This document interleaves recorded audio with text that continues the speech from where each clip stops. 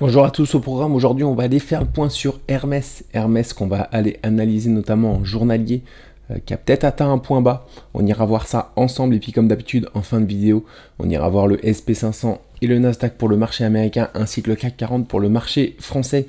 On commence du coup avec Hermès que je vais mettre en mensuel une nouvelle fois et en grand écran. Donc Hermès, très haussier depuis pas mal de temps. En hebdomadaire, on avait cette épaule, tête, épaule inversée, pas très belle. On avait également potentiellement plutôt un élargissement. Voilà, un élargissement ascendant à angle droit avec une rotation partielle dont les objectifs étaient les 2412 qu'on a atteint parfaitement. On corrige depuis, c'est en daily que c'est intéressant, on va aller analyser cette zone-là. Alors, en daily, la dernière vidéo que j'avais faite, on était sur cette zone-là.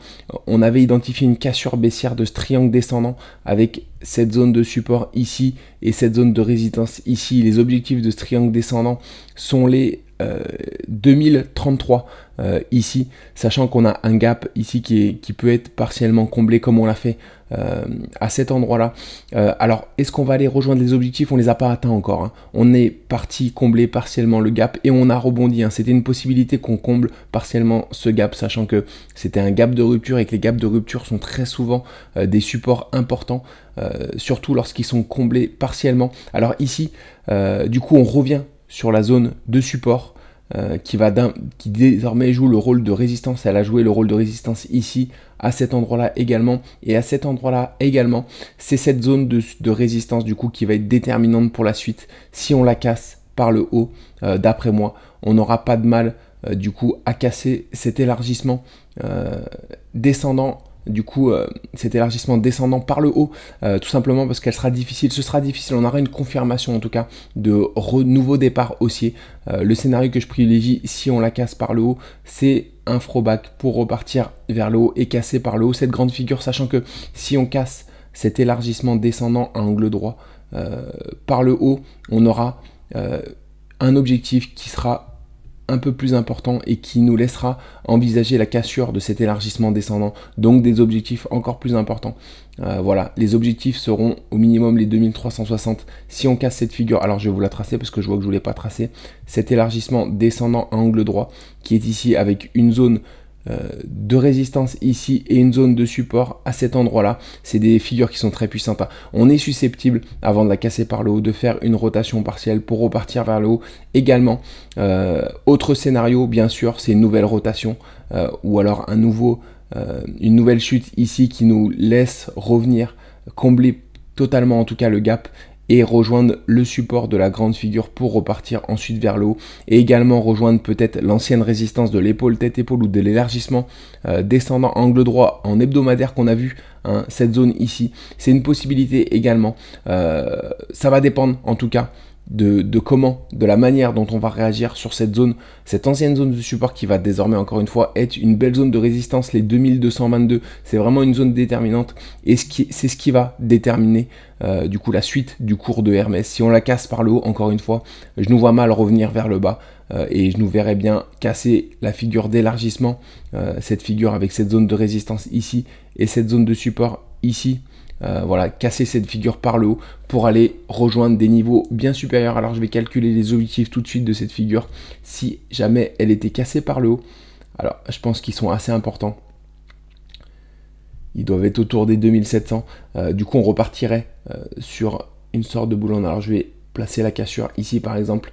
On serait autour des 2573. On aurait un objectif ici autour des 2573 qui atteint un peu plus de 80% du temps, donc c'est un objectif important, sachant que cet objectif, si on casse cette zone de résistance là, c'est l'objectif de cette figure, de cet élargissement descendant à angle droit, sont les 2360 qui sont atteints 90% du temps. C'est important 90% du temps, et du coup ça engendrerait la cassure également de cette figure, donc ça nous ferait une petite fractale qui nous ferait des réactions en cascade du coup pour une hausse durable sur Hermès. En tout cas, encore une fois, c'est cette zone ici des 2222 qui va être déterminante pour la suite et qui va voilà, déterminer en tout cas la hausse, la future hausse ou la future baisse de Hermès. Encore une fois, si on casse par le haut cette zone, on partira de nouveau sur une tendance haussière d'après moi. Mais on a également la possibilité, si jamais, notamment après les élections législatives, si jamais il y a des mauvaises nouvelles, d'aller chercher une nouvelle zone de support un petit peu plus bas.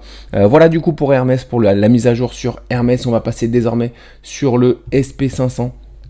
Alors le SP500, pareil, que je vais mettre en daily, en grand écran. Hier, on a fait une petite séance de rebond. On va aller voir le Nasdaq qui est bien plus clair en ce moment, qui nous offre en tout cas une figure très claire. Alors ici, on est sur un élargissement symétrique de sommet avec une zone de résistance ici et une zone de support ici. On a fait une rotation partielle et on est reparti vers le haut. Les objectifs de cette figure sont les 5000, les 515, 20. Donc on peut encore, comme je le disais hier, revenir faire un throwback ici sur l'ancienne zone de résistance et combler par la même occasion ce gap avant de repartir vers le haut. Hier, on a fait un petit rebond. On va voir comment on réagit ici, si on casse tout de suite les plus hauts ou alors si on continue une consolidation latérale qui nous verrait peut-être revenir sur cette zone-là. On va suivre ça en tout cas sur le Nasdaq, mais en tout cas, il se comporte très très bien, sachant que en dessous, on a de belles zones de support, donc je vois mal voilà, une cassure franche et rapide de cette zone là. En tout cas, on devrait revenir s'appuyer ici. Il faudra pas mal de boulot pour la casser par le bas. Si jamais on la casse par le bas, c'est pas ce que je privilégie. En tout cas, ce qu'il faut privilégier toujours, c'est cette zone là, les 515-20 qui sont atteints, qui est un objectif atteint 75% du temps, donc vraiment à privilégier. Au niveau du CAC 40, alors le CAC 40, pareil, que je vais passer en daily et en grand écran, on est revenu sur cette zone, sur cette ancienne zone de résistance, de support en tout cas, le support de cette figure, de cet élargissement ascendant à angle droit avec une zone de support ici et une zone de résistance ici. On a atteint les objectifs de cette figure qui était atteint 90% du temps et qui était les 23 245. On revient sur cette ancienne zone de support qui joue désormais le rôle de résistance et je pense qu'on devrait ranger jusqu'aux élections législatives dans cette zone-là. Une fois les élections législatives passées, on aura bien sûr soit une cassure par le haut, soit potentiellement une cassure par le bas pour aller rejoindre ces objectifs secondaires qui sont les 22 545 et combler ce gap ici. Voilà, donc à suivre. Voilà, les semaines qui vont suivre vont être très intéressantes sur le CAC 40 avec potentiellement de belles zones d'achat si on venait à casser par le bas. Et de belles reprises haussières si jamais on cassait du coup ce range par le haut et cette zone des 23 960. On va passer sur la map. Alors la map du coup hier sur le marché français, une map plutôt dans le rouge, hein, je dirais, avec Airbus qu'on a vu hier, elle perd 10%, Vinci qui perd 1,5% quasiment avec Société Générale. Voilà, sinon au niveau des contre-performances, on a également Thales qui perd quasiment 2%, Bouygues 1,5% et Michelin 1,5%. Au niveau des perfs, on a Hermès encore une fois qui gagne 1,5%, LVMH 1,5%, Capgemini quasiment 1,5% également, Dassault 1%. Mais voilà, mais en général, une map plutôt dans le rouge hier sur les marchés français. Sur les marchés américains, c'est une map plutôt dans le vert de son côté avec Nvidia qui regagne 6,5%. Elle avait perdu quasiment 6% avant-hier. Hier, elle reprend ces 6% qu'elle a perdu. Tesla qui gagne 2,5%. Voilà, donc des belles perfs. MicroStrategy plus 9%. Coinbase plus 4%. C'est le rebond des cryptos qui fait redécoller ses actions avec Robinhood plus 3,5%. Sachant que avant-hier, elles avaient fortement chuté également. Donc c'est simplement du coup l'espace qu'elles avaient perdu avant-hier qu'elles retrouvent aujourd'hui.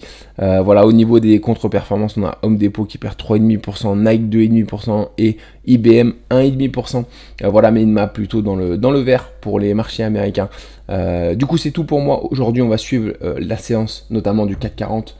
Aujourd'hui qui devrait ranger et les marchés américains à voir si on vient sur cette zone de support ou si on redécolle tout de suite vers le haut. Je vous souhaite du coup une bonne journée et on se retrouve demain matin pour le bilan de la journée du jour. Excellente journée à vous tous, à très vite.